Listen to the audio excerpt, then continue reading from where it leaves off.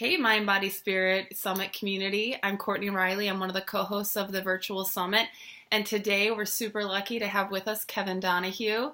Kevin Donahue is a sponsored elite athlete. Kevin has been a Spartan Pro Team athlete since 2015.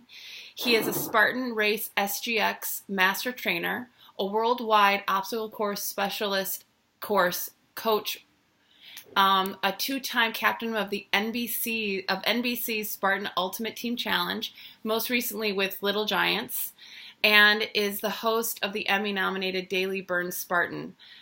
He's also an accomplished athlete with Spartan and Spartan Race. He's an all-time leader in with 150 plus finishes. He's got 110 plus combined top three podiums, 75 plus group victories. He's also the 2017 USA Obstacle Course Race 40 to 44 national champion. Whoop whoop. He's also a motivational speaker, a former high school collegiate and semi-pro football player, an extreme skier with a background in also assisting people with adaptive issues in skiing, and the proud daddy of a golden retriever, who is behind him right now in the water where he's sitting. We're actually playing fetch on the dock while we're doing this interview. So go get it, Bodie. Yeah, baby, go Bodie. So Kevin, oh, wow, what a bio. Thank you so much. I know. Yay, look at where you are. Oh, look, puppy. Yay, go Bodie. I'm so stoked that you're talking with us today. And I know that you had a race weekend, just this past race weekend, and you won both days. Yes. Congratulations. Where was that race?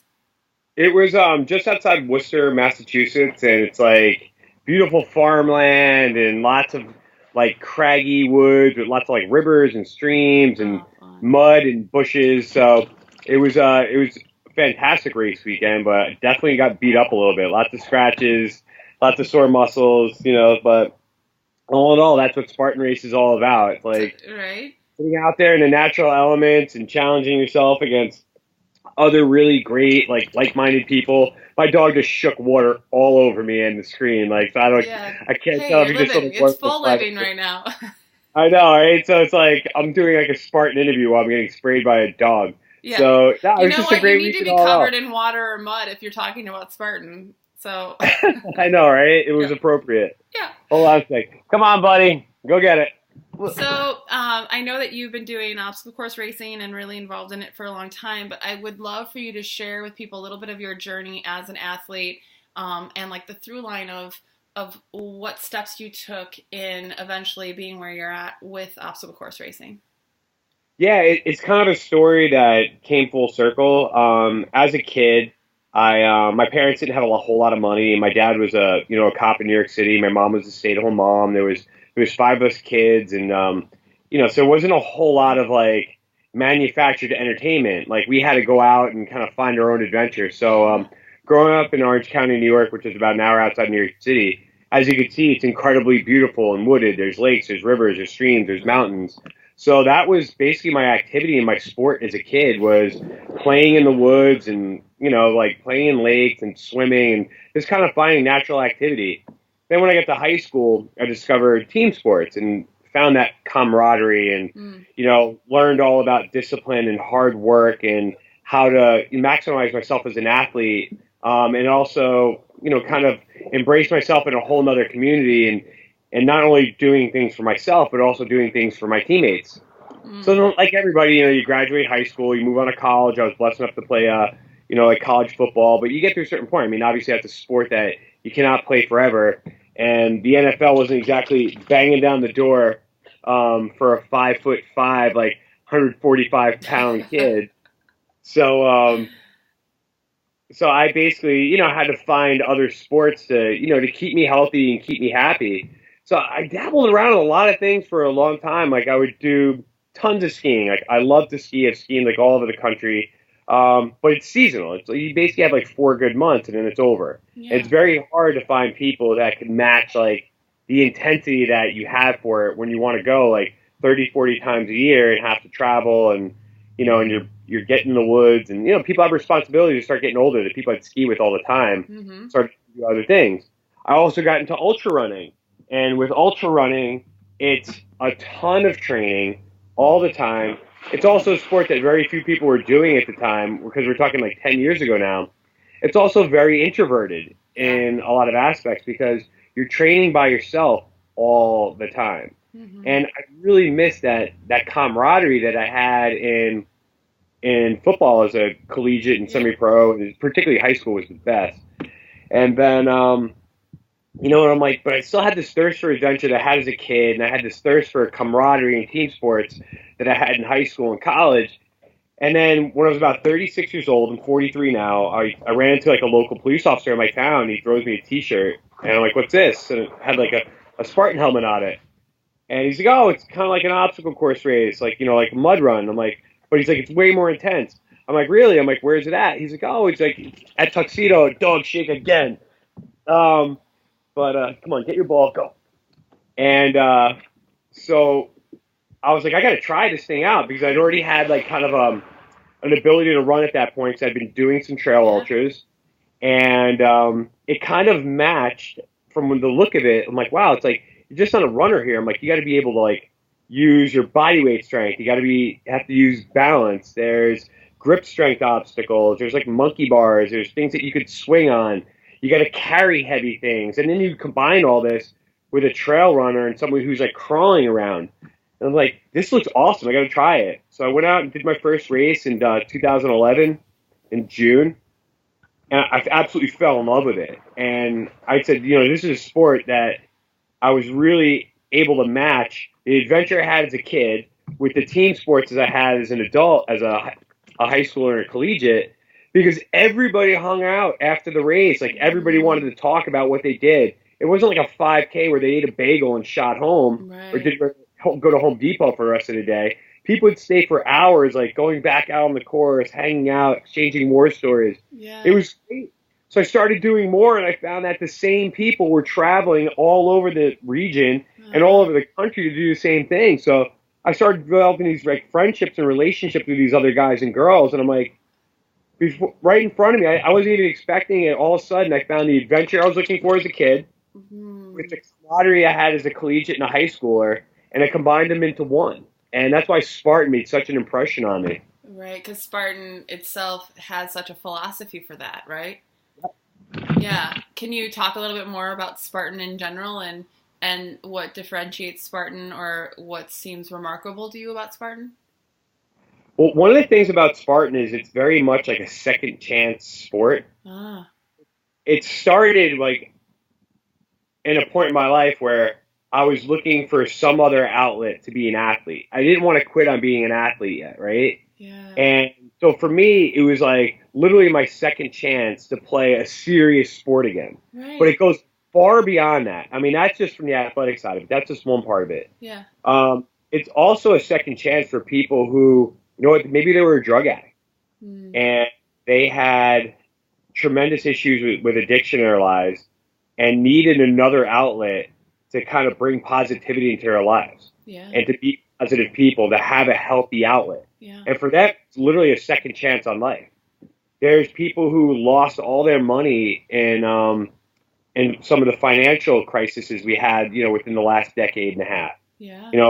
I know people who owned like prep schools that lost everything because when finances got tough, people took their kids out of prep school and put them in public school. Mhm. So people invested their life savings in like whatever it is that they did, Yeah. lost everything. And it just gave them a chance just to go out and feel like a human being again, to kind of get their mojo back. Yeah.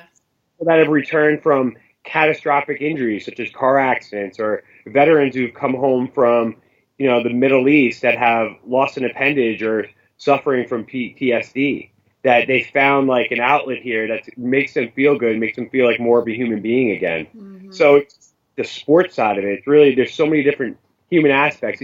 People who've gone through divorce, have found the sport and then maybe found the new love of their life in this sport. Mhm. My girlfriend right now, I met her at this sport, and she's wonderful. So it's just been a fantastic outlet for people to kind of have a second lease, whether it was an athlete or all these different walks, to go find like another chance to feel amazing again. Right. And so, and in some ways too, so you're talking about like them pushing their own physical body, but at the same time having a sense of community and connection and care, support, and people who are actually inviting you and encouraging you to hit your growth edge, right? Right. So like, you know, get off the couch, get out into community, and be around other people who want to see you thrive. Where a lot of, I think, our society can get caught up in pushing each other down. It's actually sounds like it's an amazing place to go be, where someone's high-fiving you for finishing an obstacle you've never finished before, or maybe even getting a better time than you got, you know, and you're going, rock on, dude, you know, where there's actually this ability to really connect human to human on all those levels. And I actually think I know for myself with different racing I've done, some of the most dedicated people that have been my partners in crime, I'll say, with athletics, have been people who have had addiction issues because they switch their addiction over to something that's actually serving them and supporting them. So that I love that way of saying a second chance sport. That's a beautiful way to propose that and say that. And so as far as like biggest life lesson for you, is that combined into it, or are there some big life lessons that you've received? Well, the inclusivity of the sport is second to none. I mean, I Yeah. was before this, I was a teacher. I went to school for education, and I focused on, physical education for adapted populations. Oh, wow. There's never been an activity or sport that I've seen that's more inclusive. Oh, This sport is not driven by guys like me either, or right. girls. It is driven by the 99% of people that aren't doing this and making any money off this. Right. This sport is driven and for the people that are just out there, that have regular jobs, that have regular lives, that want to go out there and do something special Yeah. with a really wonderful community, no matter who they are. Yeah. And I've never seen it more celebrated than any other activity that I've ever been around than this. It's not even close. Mm. For example, Yeah. a couple weeks ago, I met these two guys. You might want to follow them on Instagram. They're hysterical.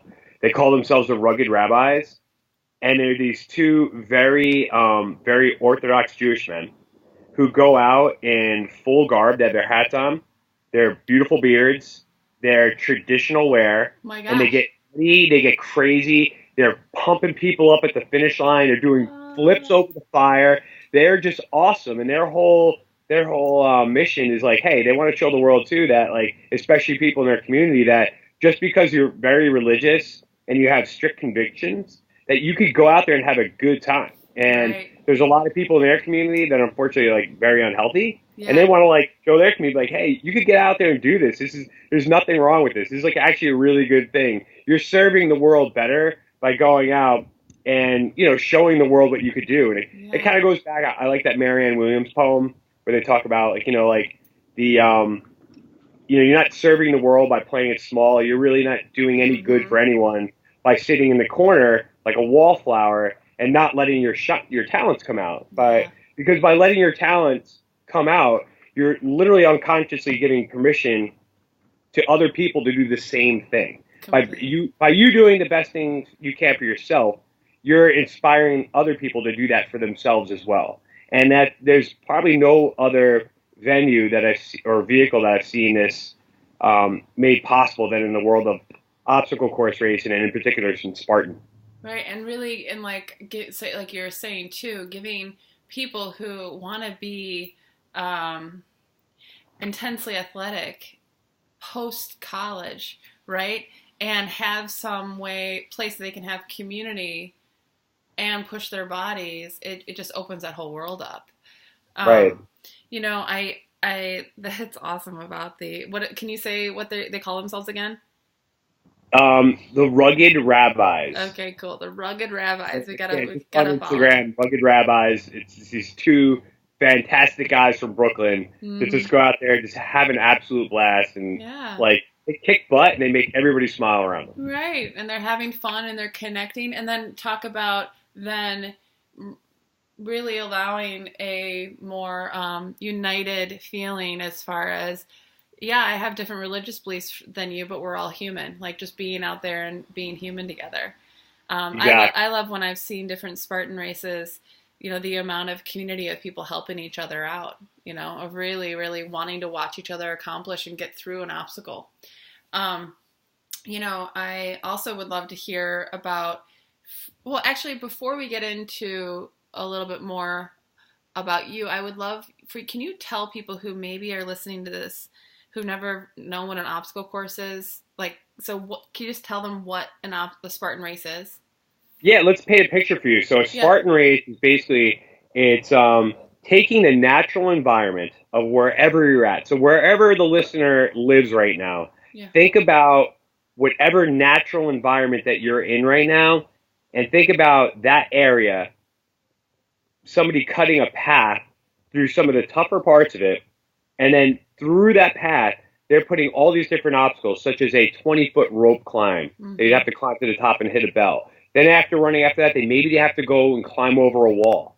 Then maybe they have to crawl underneath 2 feet of barbed wire before getting to a hay bale that you'd have to throw a spear into with one opportunity, or you get a 30 burpee penalty, which I'm sitting down right now. I don't want to demonstrate a burpee, but they're no fun, right?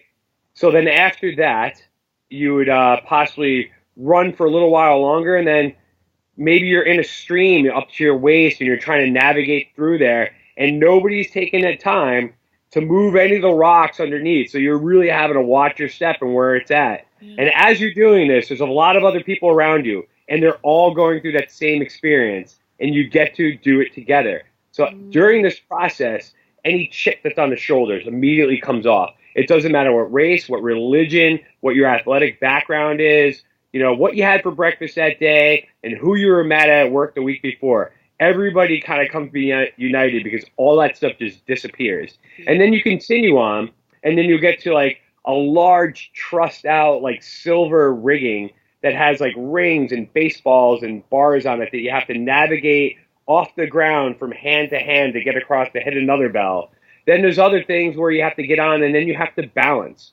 Oh, and then all of a sudden, think about maybe if there's a big hill or a swamp or a really long sandy area that you have to pick up a 50-pound bucket of gravel and then navigate through another pass. So you're carrying heavy things as well. Mm-hmm. And these are all done at different distances. There's 3 distances. A sprint is about 3 to 5. The super is about 8. And then there's a beast, which is about a half marathon distance. And all these different distances and all the different natural terrain around the world, wherever it's at, and you get to do it. Wow. And so at the very end, you kind of jump over a fire, which is it sounds like it's intimidating, but it's literally the most cleansing thing ever. Because it's once you hit that fire jump, it's boom, everything's over. All that stress, that's when all the endorphins pop in, and then we have a slogan you'll know at the finish line, and at that moment you'll kind of get an idea of wow, I really discovered a lot of things about myself. I've done over 150 of these things. I find out something new about myself every single time I do it. Mm. And so I ran Saturday and Sunday. Both days were totally different. So what did you learn on Saturday and Sunday? Saturday, I learned that I still have the fight in me to race someone who is really, really good, who I didn't really know whose abilities they were. They kind of surprised me, and be able to battle kind of get that unknown for an entire race. And I realized that, wow, I have a really good way of strategizing how I move in and out of obstacles. Yeah. So that was still there. And on Sunday, I'll be perfectly honest, I wanted to quit in the first quarter mile. I wanted to bag it. There was a little guy on my shoulder saying, you know what, you won yesterday, it's Mother's Day, you could go home now with an overall victory from the day before in the age group, and you're good to go. You don't need to do this. Yeah. And I'm shut up. Shut up, go away. Let me just go for another mile and see how I feel. And then I wound up kind of doing the same thing I did the day before, and was able to fight off that temptation to stop. Because one thing that happens in these races, it's really difficult, and sometimes you do want to quit, and there's that voice in your head that just wants things to go away and wants you to stop the pain, and you got to say no. And one of the greatest things about this sport is that it teaches you that, you know what, I had an absolute choice to make myself suffer yesterday, right? It was a choice. I had the ability to say, I want to suffer or I don't want to suffer. There's so many people in this world that aren't able to make that choice every day. There's Mm, so many people that suffer day in and day out, and they don't have a choice in the matter. For whatever hardships they have, they wake up every day with suffering. And it's mm, an amazing blessing to be able to say, hey, I could actually choose my suffering today, mm, make it go away whenever I want. That's a privilege that is, given to me by God that I do not take lightly. mm. And it's very important for me to kind of honor that gift and honor that privilege and allow myself to suffer a little bit because there's people out there every day that can't make it go away. And if I could kind of burden that a little bit my own way, then so be it. And oh, wow, and also utilize that as an opportunity that to hit your different growth, like the growth edges I was mentioning before, that every time you experience who you are as suffering, you learn a little more, right? There's self-reflection, self-understanding. Also, like you were saying, this ability to shine your light even brighter so that others are given permission to shine their light.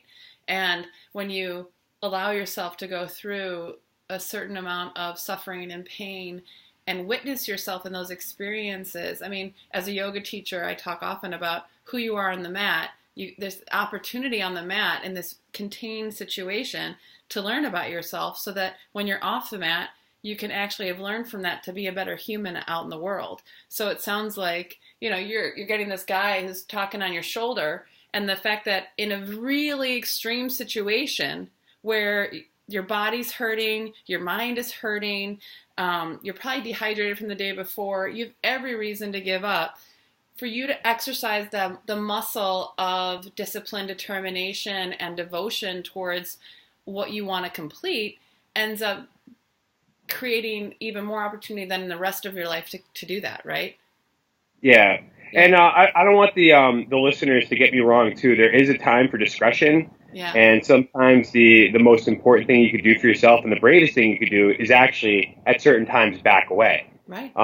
because sometimes you need to show restraint. Mm, And the more I do this, the more I understand my body more. And when it's time to like push through something and mm, continue to move on, and then there's other times where I say, hey, you know what? I need to call it quits today because something's not right, mm-hmm, and then learn to live the fight again like another day. And that happens maybe 3 or 4 times a year.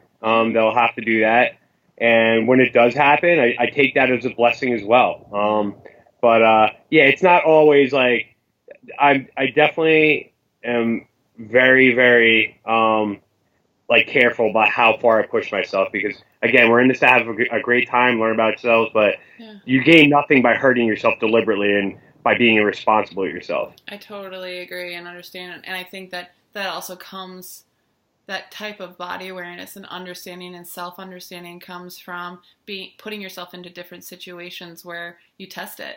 And I remember when I first met you, I think you were coming off, was it a hamstring issue or was it a, Mm-hmm. yeah, and you were taking that day to be there in community and be there in support and actually support the is it the obstacle course training, some of the workshopping and the training, and yet Yes. you were deciding and choosing, I'm not racing this weekend on purpose because this hamstring's way too important and the trajectory of what I could do later if I don't do today. And the other part of that too is whenever I have to back off, Yeah. there's so many other ways in which I could, find enjoyment and joy in the Spartan community, whether it's just cheering people on, whether Yeah. it's giving instruction to other people, whether it's watching that inspirational person on the course that maybe I wouldn't get a chance to see normally when I'm racing and Right. be able to just kind of like learn a lesson from them. Yeah. I definitely learn a lot more from the people around me than I do from my own experiences. That's for Mm-hmm. sure. Definitely, and I think that I love what you're saying too. That on those days when you've listened to yourself and you've taken a break too, it inspires other people to actually listen to themselves. To go, well, you know what? I saw Kevin take a break that one time, and I'm going to give myself that gift too because you know he modeled that for me. So I think that's really important that you're modeling that. And Yeah, there's kind of people have to be really careful because there is whether it's guy or girl, there is that machoism of, no, I got to finish. I got to push myself to the edge. Like, I can't quit on this stuff. And sometimes people ignore some really serious issues and get very, very hurt Yeah. or ill or worse. Mm-hmm. And, it's definitely discretion is the better part of valor in most situations. And, I've tried to give a lot of people some advice on that and make them feel like, hey, you're not a failure for backing off when you have to. But you really got to know yourself and go through those battles and put yourself in a position to be vulnerable if you're going to learn those lessons. Right. Yeah. So you have to risk it. You have to put yourself in vulnerable spots to learn about yourself more. Yeah. And I mean, and that could just be like a sentence that's about life. You have to put yourself in vulnerable situations in order to really learn about yourself, whether that's in relationships, to yourself physically, to other humans, to career, to finances, to, all of the stuff that is going on in your life. If you can actually allow yourself to be vulnerable and really witness yourself in that space, that's where learning can occur. It's when we choose to actually not be aware and yeah, like you said, to push through without having listened to our body, where you get hurt or if you haven't taken the time to really tune in. I'd also love, we chatted a little bit off screen before about, with your assisting with personal training and your background with helping people with learning how to do the obstacles. And I would, is there any kind of tips you can give someone who's either, an ultra runner? I have a background in ultra running and triathlons and different types of sports that don't involve necessarily the technical skills of monkey bars and climbing ropes and going over walls. How would someone like me, who is an athlete, shift into obstacle course racing? But how would also maybe someone who hasn't gotten off the couch since college, kind of get into obstacle course racing?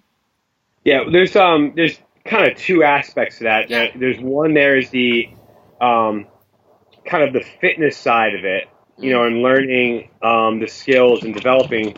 Dog just shook on my face one more time. Learning the skills that are necessary to get your body in ready to do those kind of things. And then there's the actual tactical concept of it, of how do I actually do these things once I have those physical adaptations. So to start from the back end, I teach a class called Obstacle Specialist course, and it's done through Spartan at a lot of different events. I'm not the only coach. There's many other great coaches around the country. And we basically, for 5 to 6 hours a day, take you out on the course and tactically teach you how to do everything. Wow.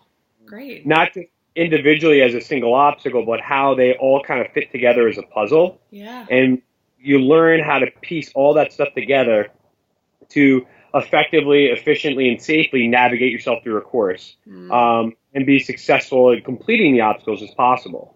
So that's one aspect of it, which I had 3 people on Friday in my class that had never done a Spartan before, and they came to that class so they could learn how to do this stuff. And we found out things that they were able to do that they were very good at, and we also found some things that they struggled.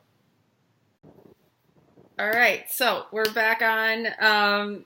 Kev, will you just keep explaining, what you were talking about if somebody is wanting to come in as an athlete, and you were talking about the different transitions? You got it. So I explained about kind of the obstacle specialty course and what you could learn there tactically. Then there's kind of a middle layer where there's something called Spartan XGX training, and that stands for Spartan Group Exercise. So we actually have coaches all over the country that if you go on the website, you could find where these coaches are, and they could take you through a lot of the exercises and put together programming for you that will actually help you get ready for your next Spartan race. Or if you've done a couple and you want to be more successful and get a little bit better at the obstacles, you can improve. And then we actually have another program that I'm proud to be the coach of, and you mentioned it earlier, and it's called Daily Burn Spartan. And Daily Burn actually has they have a live program every single day that was actually Emmy nominated. My show in particular wasn't Emmy nominated. I would have loved that, and hopefully, God willing, one day it is, but so far it's not. We're still getting there. But what it is was Daily Burn Spartan was created for the first time obstacle course racer or the beginner to intermediate that doesn't never did a race, was maybe been sitting on the couch for like 15, 20 years, and needs that basic fitness foundation to get them started. From everything to mobility, to endurance, to muscular strength, to flexibility, to cardiorespiratory fitness. All those things are combined in a way that kind of gets you ready just for Spartan races. And there's 3 different levels on there. There's a beginner, intermediate, and advanced level. And you could follow along with any one of the example athletes that we have on there as I lead you through it. Daily Burn, you can find it at dailyburn.com. Okay. And on there is a program, Daily Burn Spartan. It's actually right next to like Bob Harper from The Biggest Loser, which is kind of cool. Oh, okay. And it's actually free for 30 days if you want to try it. And not only that, you get to try all their other programs as well. And what's cool is it's like a 6-week program, but in between, like, because you're not going to hit these workouts every single day, Right. especially for the first 2 weeks. So they do have yoga or Pilates like in between to kind of give you a recovery day workout, but keep you moving, but to get you primed and ready for like the next level when you're ready to go. So those 3 outlets, Daily Burn Spartan on dailyburn.com, finding an XGX instructor from the Spartan website, or going to an obstacle specialist class that you could also find on the website, are 3 different ways that you could really improve your skills or just get yourself off the couch and ready to do a fun workout, even if you're not going to do a race. And the obstacle training that you're talking about, where you were working with people on the Friday, is that always on the Friday before race week or race weekend at the site? For the most part, sometimes I'll have a special event at possibly a gym or field house. Okay. But it's almost exclusively at a Spartan location the Friday before one of the races that they're setting up for. Sweet. They're not at every single race, but they're at a large number of them throughout the year, and the schedule is on the Spartan.com website. Cool. That's awesome. That's such good information. And I'll include some of that information on the Virtual Summits website of, how to learn more. I'll put in there the links so that people can just click on them. And perfect. If you have any more questions, they can also find me on Instagram. Okay. My Instagram is @KDonahueLives. Okay. So that's another easy way to find me. And I'm on Facebook like every other human being on this planet. Right, I know, right. And I'll put those links on there too. And I just, one other fun kind of question is, you were talking about how many different people of different walks of life are doing Spartan races and obstacle course racing, and that 99% of the people out there are not necessarily the pro elite athlete. They're actually someone who is taking on a personal physical challenge or a mental challenge and deciding that they want to better themselves in their lives by doing that. Can you tell one of your top favorite inspiring stories of seeing someone finish who may have, was not an elite, who may have needed some adaptive assistance, or they lost, 50 pounds to do it? Can you think of a story that you were inspired by? Yeah, I mean, I had this one gentleman come up to me in the starting corral, and he recognized me. I literally just happened to be walking by, and he recognized me from Daily Burn, and he said, "Hey, Coach Kevin, hey, how are you?" We started talking, and he's like, he was this waiter from Atlanta, and he was, had a lot of issues, was, really kind of overweight, and he started doing the program. And he was literally at the start line, like got his whole life together, got in shape doing the program, and was at the start line ready to do his first race. Oh, and so cool. Yeah, I almost cried. I'm like, this is unbelievable, And I'll meet people like that almost like every race. One person who really inspires me all the time is this girl. Her name is Amanda Sullivan, and we've actually become like really good friends. And I was actually able to walk with her through one of her first races, and she was unfortunately in a really bad car accident where she had a traumatic brain injury. Walking into physical therapy 2 weeks later after this injury, she got run over by another car. Like literally hit by a van that was speeding through like a parking garage and hit her really hard. Did even more catastrophic damage. So this was a woman who was like basically laying in bed for over a year, and she took control of her life and wouldn't allow herself to let herself just die and not be the woman that she wanted to be, and totally transformed herself. And now she does a large majority of the races. She has to do them on crutches, and she'll crutch for sometimes anywhere between like 8 to 12 hours to complete these courses. Right. And she is smiling the entire time. Some of the obstacles that for people were just a little like a breeze, they'll just skip through. Right. Sometimes it'll take her forever to be able to get done. Yeah. And she will methodically, with as much pleasure as she can, walk through as slowly as possible these entire courses, and just does it to inspire other people and like take control of her own life. So she's one individual that I always like. It's almost impossible. It's almost impossible for me not to mention her because she's just so inspiring. That's so beautiful. I know I've been at some of the different races and seen moms crossing finish lines with their 14-year-old. Was one woman with her 16-year-old daughter who was legally blind, and it's like, wow, right? The fact that they decided together to do this event so that they could find physical fitness and a way to have a way to be in community and relationship with each other in an empowering way. I thought that was remarkable, and it just I love the overall feeling and premise and society of obstacle course racing, and I'm just so thrilled that you were with us today to bring that into to this summit and people's awareness, because it's really an opportunity for people to step up their own standard of physicality and connection and community if they're interested in going this route. Yeah, I mean, thank you so much for doing this, because we, as a brand, we have a mission to get 100 million people off the couch to go and do Spartan. And it's not just to do Spartan, it's to literally like to contribute to what I think is the greatest period of fitness revolution that the world has ever seen. Wow.